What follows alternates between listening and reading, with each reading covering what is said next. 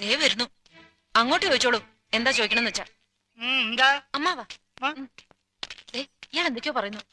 പട്ടി പെണ്ണുങ്ങളോടാണ് അസഭ്യം പറയുന്നത്. മര്യാദയ്ക്ക് സംസാരിച്ച് ചവിട്ടേണ്ട. ഇയാളാണോ ഈ പെണ്ണിന്റെ കാശ് വാങ്ങിച്ചത്? അമ്മാവൻ കാശൊന്നും വാങ്ങിയില്ല. താല്ലേ പറഞ്ഞ അമ്മാവൻ കാശ് വാങ്ങിച്ചത്? പിന്നെ ഇയാളാണ്. ഇത് എന്റെ അമ്മാവനാ. പിന്നെ അമ്മാവൻ കാശ് വാങ്ങിച്ചില്ലെന്ന് പറഞ്ഞു. അമ്മാവൻ കാശ് വാങ്ങിന്ന് പറഞ്ഞത് ശരിയാ, പക്ഷേ ഞാൻ എപ്പോഴാണ് ഇതിന്റെ കാശ് വാങ്ങിച്ചത്?